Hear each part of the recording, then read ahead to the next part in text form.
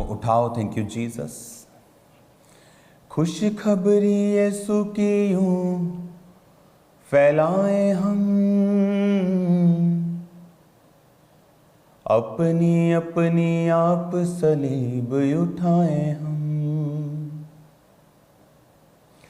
खुश खबरी यीशु की यूं फैलाएं हम,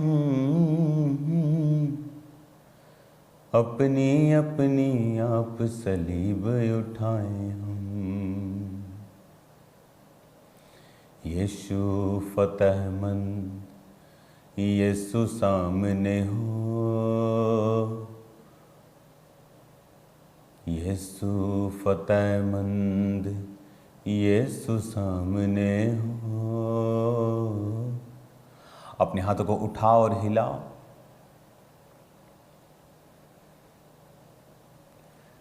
खुदा बाप, आज तेरा वचन जितने लोग सुने तेरे जीवित नाम में बढ़ें, तेरा पाक रूह उन्हें छुए। खुदावन अजीब और अचंभी रीति के साथ हमारी अगुवाई कर मेरे सामर्थी परमेश्वर। धर्मी के पाँवों को तू, धर्मी के स्टेप्स को तू निर्धारित करता है। खुदा बाप, जब धर्मी को लगता है कि तू साथ नहीं, तब भी तू उसके कदमों को निर्देश दे रहा होता है। खुदा बाप, तेरे जीवित नाम में आज सब लोग जो इस वचन को सुने 100 गुना फलों को लेके आए। प्रभु यीशु मसीह के पवित्र और सामर्थी नाम में हम मांगते हैं, आमीन आमीन। हालेलुया। आज मैं ये चाहता हूँ कि आप अपनी कॉपी, अपने पेन्स अपने साथ रखें, क्योंकि आज से जो न्यायों की पुस्तक है उसकी स्टडी को आज से मैं स्टार्ट करूंगा, आपके साथ में उसे शेयर करूंगा। न्यायों की पुस्तक पुराने नियम में, जिसे हम इंग्लिश में जजेस बोलते हैं, जो यहोशू के बाद आती है, क्योंकि मूसा की 5 पुस्तकों के बाद यहोशू की पुस्तक और उसके बाद न्यायों की पुस्तक आती है। मैं ये चाहता हूँ कि पुराने नियम की स्टडी साथ साथ हम इसलिए करें क्योंकि हमें परमेश्वर के प्लान का, उसके हार्ट का, परमेश्वर की जो विल है, उसकी प्लानिंग है, उसके दिल में, परमेश्वर के दिल में क्या है हमारे लिए, वो कैसे सोचता है, हमें ये मालूम हो। न्यायों की जो पुस्तक है ये जीसस क्राइस्ट के जन्म से 1000 साल से लेकर 1375 साल के बीच में इस पुस्तक का जो समय है, इसका विवरण है, वो आता है। न्यायों की पुस्तक उस समय की बात है जब हम सब जानते हैं कि परमेश्वर ने अलग अलग मिरेकल्स को दिखाकर और फिरौन को दंड देकर, उसके पहलोठों को मारकर, बादल और आग के खंबे में से इजराइलियों की अगुवाई करके उसे मिस्र से निकाल लिया। जब उसे मिस्र से निकाल लिया तो परमेश्वर ने मूसा के द्वारा उनकी अगुवाई की और परमेश्वर ने अपनी व्यवस्थाएं मूसा को दी, अपने वचन उसको बताए, अपने तंबू को, अपने निवास स्थान को किस तरह से बनाना है वो मूसा को बताया और सिखाया। मूसा के द्वारा उसने एक तरह की कलीसियाओं की व्यवस्था कि किस तरह से उनको संभालना है, इसलिए उसने अलग अलग प्रधान 1000 पे, 50 पे, 100 पे ठहराए। लेकिन मूसा अपनी गलती के कारण कनान में प्रवेश न कर सका जब उसने परमेश्वर की आवाज़ को नहीं सुना, और यहोशू उसके स्थान पर खड़ा हुआ। फिर यहोशू अपने लोगों को कनान देश में लेके गया। यहोशू के द्वारा परमेश्वर ने उनको विजयी किया। बहुत सारे कनान के एरियाज़ इजराइलियों के हाथ में आ गए, लेकिन अभी तक बहुत सारे एरिया, बहुत सारी जगहें जिनका प्रभु ने वायदा किया था, वो इजराइलियों के हाथ में अभी तक नहीं आए थे। आए इसलिए नहीं थे, परमेश्वर चाहता था कि जिस तरह से तुम लोग मेरी आज्ञाओं को मानते थे और मैं तुम्हें यहाँ ले आया हूँ, अब मैं ये भी देखना चाहता हूँ कि तुम इसे मानते रहोगे या इसे मानना छोड़ दोगे। यहोशू जब 110 साल का होकर मर गया, ये स्टोरी आपको समझानी इसलिए ज़रूरी है ताकि आप उस समय को समझ सकें जिस समय की मैं बात कर रहा हूँ, कि आपने शुरू से लेकर आदम से लेकर नूह से लेकर फिर अब्राहम से लेकर फिर अब्राहम के बेटे यूसुफ, मतलब आगे उसकी जो संतान थी अब्राहम, इसहाक, याकूब, यूसुफ के बाद जब बहुत से जन उसके पास चले गए और फ़िरौन में जाके रहने लगे, मिस्र में जाकर फ़िरौन के पास रहने लगे, तो वहाँ पर जब वो बढ़ गए तो परमेश्वर ने मूसा के द्वारा उन्हें छुड़ाया। जब छुड़ाया तो व्यवस्था दी, व्यवस्था देने के बाद फिर यहोशू उठा। यहोशू 110 साल का होकर मर गया। ये उसके बाद की पुस्तक है न्यायियों। क्योंकि जब आप इस पुस्तक की स्टडी करना शुरू करेंगे आपको एक्यूरेटली मालूम होगा कि ये किस समय की मैं बात कर रहा हूँ। तो यीशु मसीह के जन्म से 1000 साल पहले, 1000 से 1300 साल पहले की ये बीच की पुस्तक है। और इसमें परमेश्वर ने हमें क्या दिया है? इसमें बाइबल कहती है परमेश्वर ने हमें ये मैसेज दिया है कि जब इज़राइली लोग मूसा की व्यवस्था जो परमेश्वर ने उसको दी थी उस पर चलते थे तो परमेश्वर उनको कनान देशों में लेके गया, परमेश्वर ने उन्हें बरकत दी। इस समय में जब ये न्यायियों की पुस्तक थी तो बाइबल कहती है कि इज़राइल में कोई भी राजा नहीं था। There was no king, only न्यायी होते थे। और न्यायी कौन होते थे? न्यायी कुछ चुने हुए लोग होते थे जिन पर परमेश्वर का आत्मा उतरता था, जो लोगों का न्याय करते थे, लोगों की अगुवाई करते थे, जो लोगों की ओर से फाइट करते थे और परमेश्वर का आत्मा उन्हें जयवंत करता था। और इस न्यायियों की पुस्तक में वचन ये कहता है कि शाऊल जब तक राजा नहीं बना, क्योंकि शाऊल पहला राजा था बाइबल का, और वचन ये भी कहता है कि परमेश्वर राजाओं की व्यवस्था अपनी प्रजा को नहीं देना चाहता था, लेकिन उसकी प्रजा ढीठ थी और वो लोगों की तरह चलना चाहती थी कि हमें भी एक राजा चाहिए जिस तरह लोगों का राजा है, क्योंकि हम दुनिया के अनुसार चलने के लिए नहीं बुलाए गए हैं। तो ये पुस्तक शाऊल तक चली। शाऊल तक सिर्फ न्यायी लोग होते थे जिन पर परमेश्वर के चुने हुए लोग होते थे। पुराने नियम में इसलिए परमेश्वर ने कहा कि एक पर आत्मा उतरता था, वो अगुवाई करता था। इसलिए नए नियम में परमेश्वर ने कहा अंत के दिनों में मैं अपना आत्मा सब मनुष्यों के ऊपर डिलूंगा और सब लोग परमेश्वर के रास्तों की अगुवाई करेंगे, सब लोग सुसमाचारों को सुनाएंगे और मेरा काम करेंगे। अब जब तक शाऊल नहीं राजा बना तब तक ये पुस्तक चली। कहाँ से लेके? यहोशू के मरने से लेके शाऊल के राजा बनने तक ये पुस्तक, न्यायियों की पुस्तक बनी, चली, न्यायी लोग चले। ये आपको समझाना जरूरी है ताकि आपके दिमाग में पूरी तरह से घुस जाए कि मैं आपको क्या बताने की कोशिश कर रहा हूँ। तो इस समय जब न्यायियों की पुस्तक शुरू हुई, अभी तक कुछ कनान के देश, कुछ एरियाज अभी भी इजराइलियों के वश में परमेश्वर ने नहीं किए थे, उनकी कमियों के कारण। क्योंकि जब यहोशू मर गया और यहोशू के साथ की पीढ़ी मर गई, जिसने मूसा के मिरेकल्स को देखा था, प्रभु के मिरेकल्स को मूसा के द्वारा देखा था, जिसने बड़े अजीब और अचंभे कामों को देखा था, यरीहो की दीवारों को गिरते हुए देखा था, बड़े बड़े कामों को करते हुए परमेश्वर ने उनके बीच में उनको दिखाए थे। जब वो पीढ़ी भी मर गई तो बाइबल कहती है एक अगली पीढ़ी जब आई जो ना तो यहोवा को जानते थे ना ही उसके कामों को देखा था, और बाइबल कहती है वो फिर करबाल नामक देवताओं की उपासना करने लगे। और परमेश्वर ने कहा अब मैं वो एरियाज इनके हक में नहीं दूंगा, क्योंकि मैं ये देखना चाहता हूं कि ये मेरी व्यवस्था पर चलेंगे या नहीं चलेंगे। अब यहां पर जब आप न्यायियों की पुस्तक को पढ़ते हैं तो वचन ये कहता है, इसे मैं कल से यानी मंडे से स्टार्ट करूंगा वर्ड से। ओके, आज मैं आपको इसका बेसिक समझाऊंगा वचन के बीच से। और वचन ये कहता है कि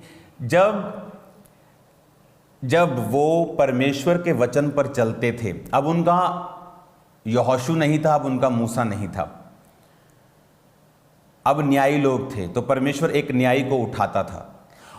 और वचन कहता है कि जब जब वो परमेश्वर के वचन पर चलते थे परमेश्वर उनको ब्लेस करता था, परमेश्वर उनको सुरक्षित रखता था। लेकिन जब जब वो परमेश्वर के वचन से हट जाते थे, अगर आप न्यायियों की पुस्तक पढ़ें तो पहला न्यायी जब मरा तो लोग फिर परमेश्वर से हट गए, फिर वो शत्रुओं के हाथ के नीचे दब जाते थे, फिर वो परमेश्वर की दुहाई देते थे, फिर परमेश्वर एक न्यायी खड़ा करता था, फिर वो न्यायी उनको व्यवस्था बताता था, उनके लिए लड़ता था। और वो फिर परमेश्वर के पीछे चल पड़ते थे। जब वो न्यायी मर जाता था 70-80 साल के बाद, फिर वो देश फिर पाप में पड़ जाता था। तो न्यायियों की पुस्तक उस घटनाओं पर आधारित है।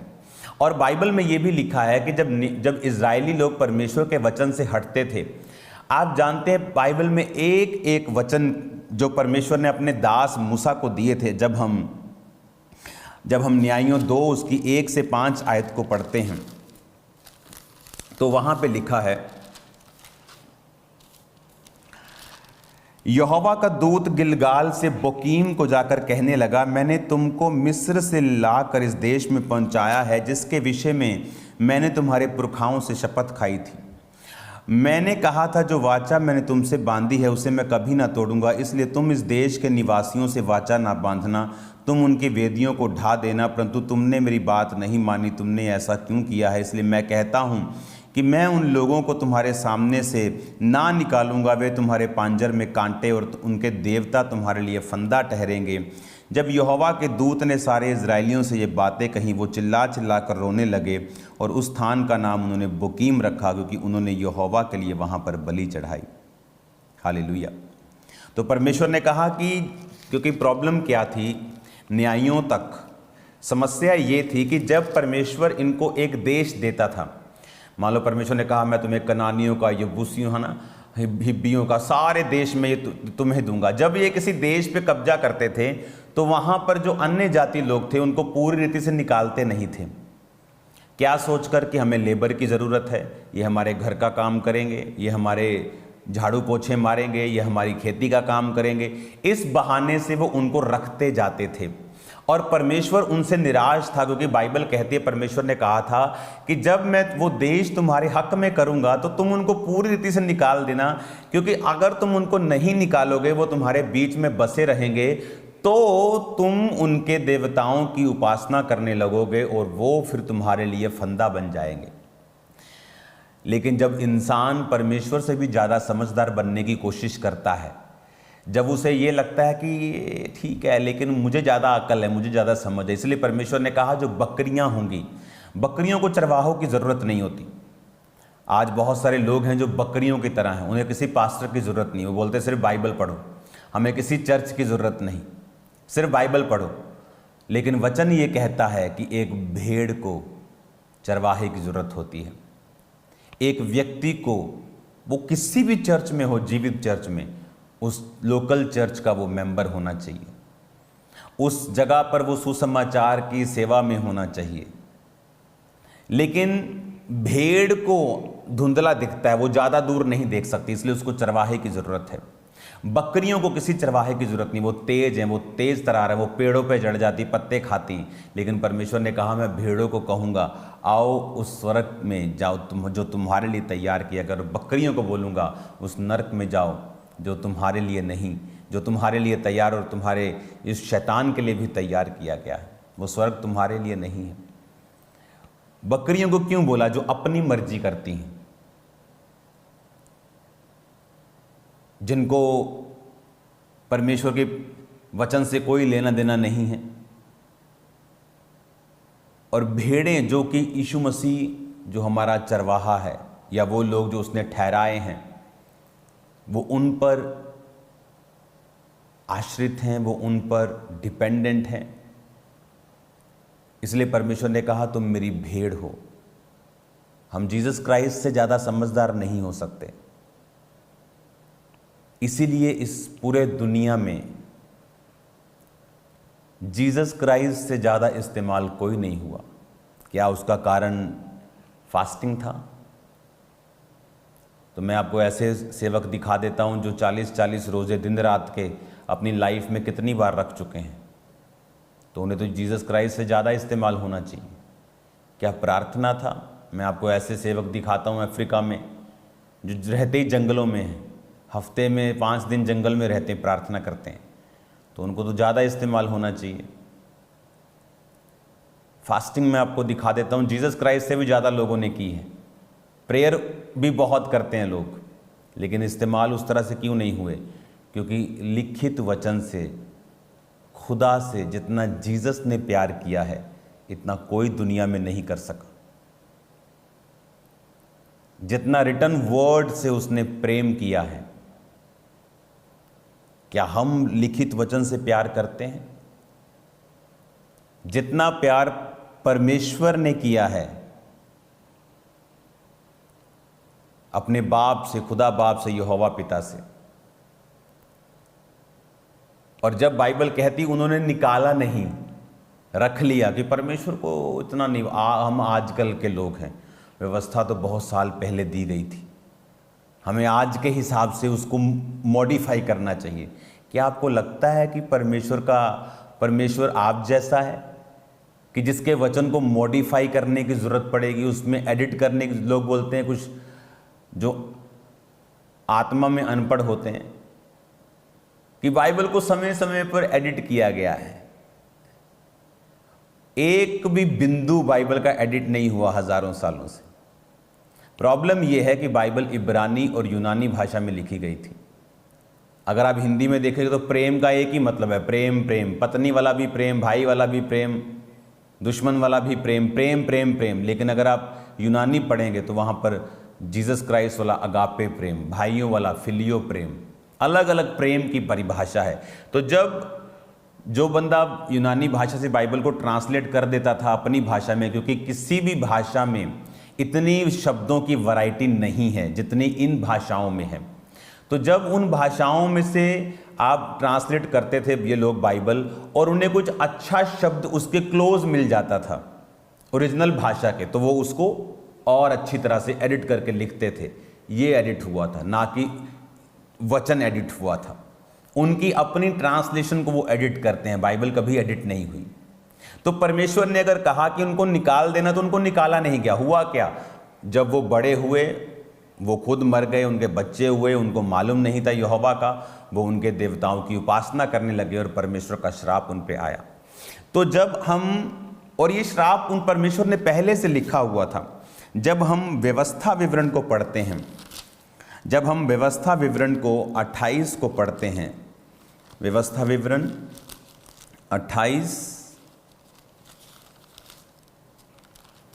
उसकी 25, 33 एंड 48, 25, 33 एंड 48, 25, 33 और 48 आयत को जब हम पढ़ते हैं, व्यवस्था विवरण 28 उसकी 25 को पहले मैं पढ़ूंगा। उसने लिखा है, यहोवा तुझको शत्रुओं से हरवाएगा और तू एक मार्ग से उनका सामना करने को जाएगा, परंतु 7 मार्ग से होकर उनके सामने से भाग जाएगा और पृथ्वी के सब राज्यों में मारा मारा फिरेगा। 15 आयत को पढ़ेंगे। परंतु यदि तू अपने यहोवा परमेश्वर की बात ना सुने और उसकी सारी आज्ञाओं और विधियों को पालने में जो मैं आज सुनाता हूँ तू चौकसी नहीं करेगा, तो ये सब श्राप तुझ पर आ पड़ेंगे।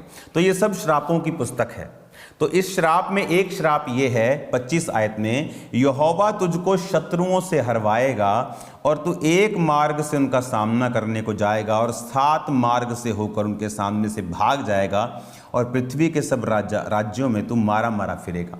तो ये एक कर्ज था कि परमेश्वर ने कहा यदि तू यहोवा की बात ना सुने, उसकी विधियों आज्ञाओं को मानने में चौकसी ना करे।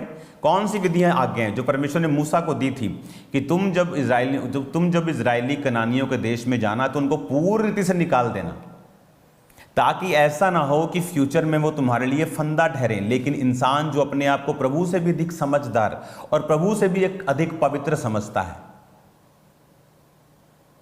आज इंसान का बस चले ना, और आजकल के इंसानों का, वो बोले प्रभु प्रभु तू इधर बैठ, ए शैतान तू इधर बैठ, चलो करो कॉम्प्रोमाइज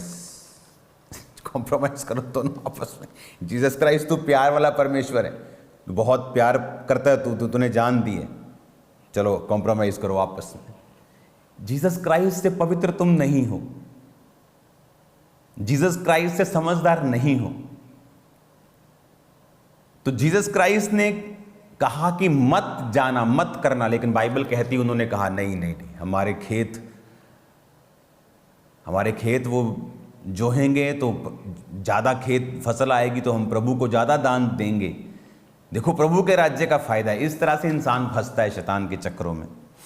25 के बाद 33 आयत में लिखा है, तेरी भूमि की उपज और तेरी सारी कमाई एक अनजाने देश के लोग खा जाएंगे और सर्वदा तू केवल अंधेर सहता और पिसता रहेगा। यह वचन कहां पूरा हुआ? गिदौन के टाइम पे जब वो गेहूं छुपा रहा था, तो उस परमेश्वर के वचन में लिखा है कि लोग आते थे पलिश्ती और सब बीज ले जाते थे, फसल ले जाते थे, ताकि इनके पास बीज ही न रहे, फसल न रहे। तो परमेश्वर ने कहा, पहले से लिखा, तेरी उपज तेरी कमाई अनजाने लोग खाएंगे।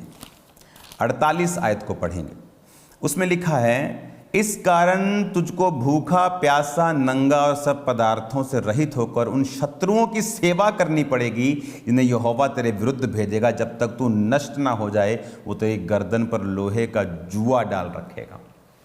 और ये वचन जब न्यायियों की पुस्तक में हुए, कैसे? अगर आप इन्हें पढ़ेंगे ना, जैसे मान लो अगर हम न्यायियों की पुस्तक 3 उसकी 12 में पढ़ते, फिर इजराइलियों ने यहोवा की दृष्टि में बुरा किया और यहोवा ने मोआब के राजा एग्लोन को इजराइल पर प्रबल किया, क्योंकि उन्होंने उसकी दृष्टि में बुरा किया था। जस्ट मैंने आपको आज मैंने स्टार्ट नहीं करना इसको, जस्ट मैंने आपकी इंफॉर्मेशन के लिए, कि परमेश्वर ने कहा कि उन्होंने यहोवा की दृष्टि में बुरा किया और परमेश्वर ने अन्य जाति एक राजा को इजराइल के ऊपर प्रबल कर दिया। क्यों? क्योंकि व्यवस्था में लिखा हुआ था। कौन सी व्यवस्था में? जो मैंने अभी आपको पढ़ाई है, पहले से ही बोल दिया गया था कि वो तो उसको शत्रुओं से हरवाएगा। 25 आयत में बोल दिया गया था। 33 आयत में अनजाने देश के लोग तेरी उपज खा जाएंगे। बोल दिया गया था 48 आयत में तुझको भूखा प्यासा नंगा होकर शत्रुओं की सेवा करनी पड़ेगी। और जब कोई न्याय उठता था, वचन बताता था कि बच्चों ये लिखा है वचन में, राइट वचन ये है, सही वचन ये है, और वो तौबा करते थे प्रभु से, फिर से प्रभु की ओर मुड़ते थे। न्याय फिर उनकी अगुवाई करता था, परमेश्वर फिर उनके साथ रहता था, क्योंकि परमेश्वर को जिताने के लिए फिजिकल ताकत की ज़रूरत नहीं है, उसे किसी फिजिकल सपोर्ट की ज़रूरत नहीं है। अगर आप वचन पे सही हैं, आप खड़े हैं, आप जीतेंगे अपने आप।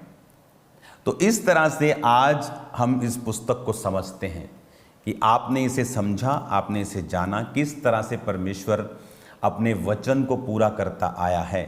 और जब हम सोमवार से, मंडे से इस न्यायों की पुस्तक की स्टडी को स्टार्ट करेंगे, बाइबल टीचिंग को, बाइबल की स्टडी को, आपको मालूम होगा कि मैं किस विषय के ऊपर सुन रहा हूँ और ये कैसे शुरू हुआ, क्यों शुरू हुआ, क्यों इजरायली क्यों ऊपर दूसरे राजा प्रबल होते थे, और फिर किस तरह से परमेश्वर उन लोगों को उन राजाओं से छुड़ाता था।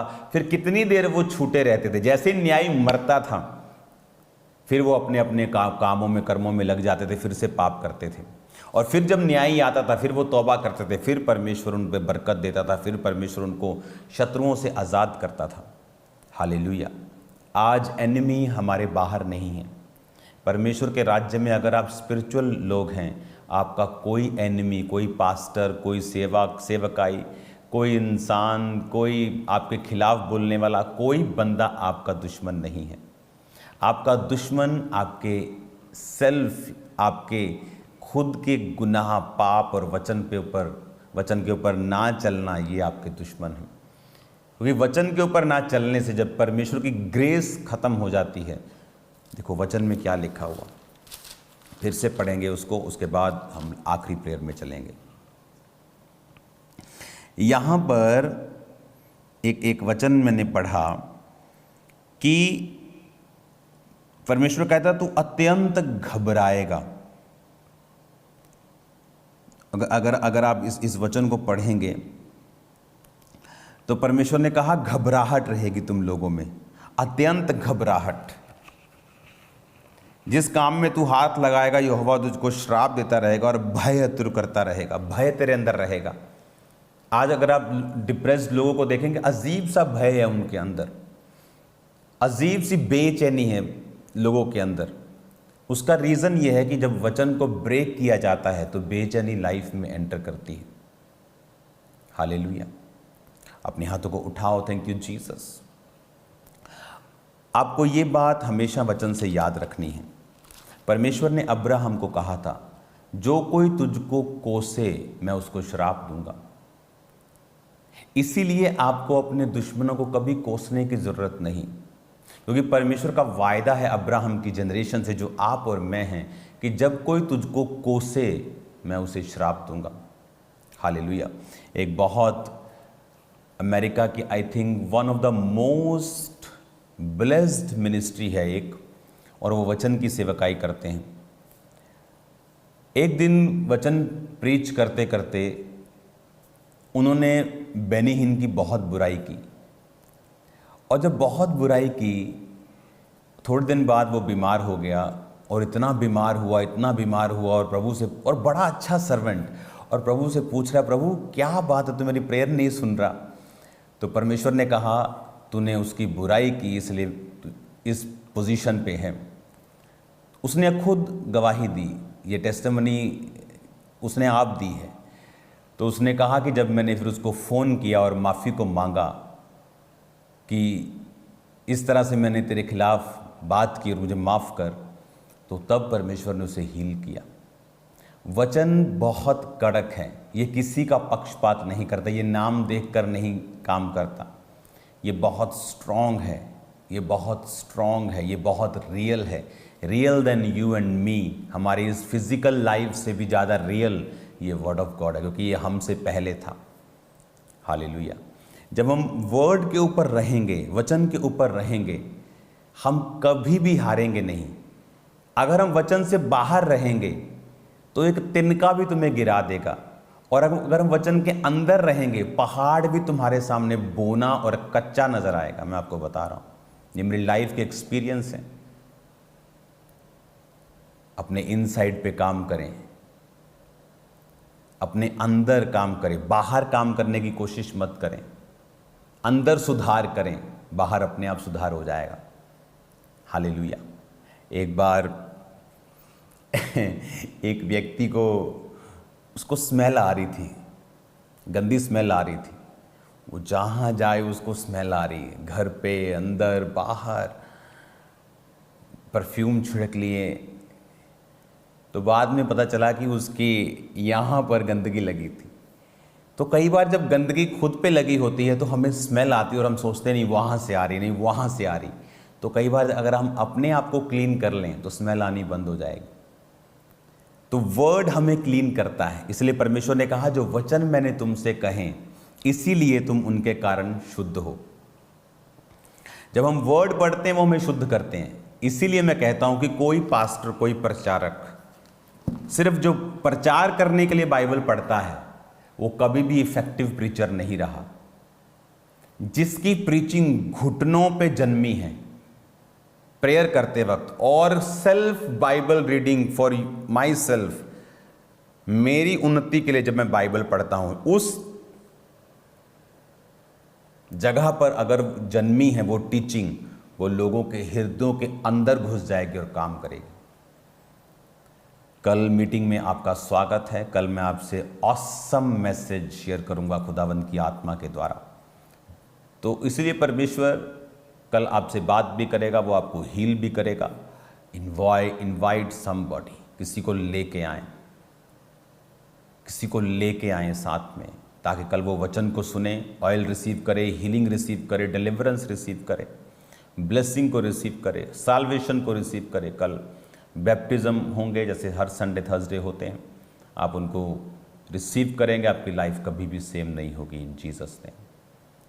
क्योंकि मेरा काम है कलीसिया को जगाना, कलीसिया को बताना, और कल फिर एक मैसेज मैं आपको दूंगा जो आपकी स्पिरिट में आपको जगा के रखेगा और परमेश्वर में मजबूत करके रखेगा। Have a blessed day. मौसम साफ हो चुके हैं, धूप निकल चुकी हैं। गर्मी वाली फीलिंग आ जाएगी 2-4 दिन में जब धूप सेकेंगे आप। Hallelujah. God bless you all.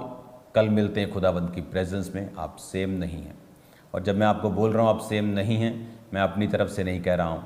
आप नहीं सेम होंगे जब आप वर्ड को सुन लेंगे, आप प्रेयर को सुनेंगे, आप डिलीवरेंस को रिसीव करेंगे।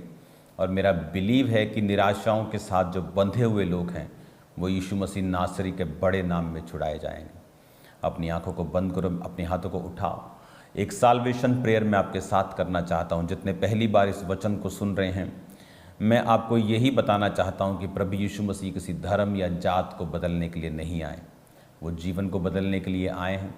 अगर आप पहली बार इस वचन को सुन रहे हैं और आप चाहते हैं कि प्रभु यीशु मसीह आपकी लाइफ में काम करें, तो अपनी हाथों को उठाकर मेरे साथ एक प्रार्थना करें। प्रभु यीशु मसीह, मैं पापी हूँ, मुझे माफ़ करें, अपने लहू से धोकर साफ करें, मुझे अपनी संतान बनाएं, मेरे जीवन में आएँ, प्रभु यीशु मसीह के नाम में, आमीन आमीन। अपने हाथों को उठाएं सब जन। खुदा बाप, तेरा पवित्र आत्मा एक एक जन को छुए, तेरा पवित्र आत्मा एक एक जन को हील करे, तेरा पवित्र आत्मा एक एक जन को डिलीवर करे, तेरा पाक रूह अजीब और अचंभी रीति के साथ इनकी ज़िंदगियों में कार्य करे। प्रभु इन्हें आशीषित कर, इनको बढ़ा खुदावन, वचन की गहराई इन पर जाहिर कर। प्रभु यीशु मसीह के पवित्र नाम में हम मांगते हैं, आमीन आमीन। Thank you Lord. God bless you all.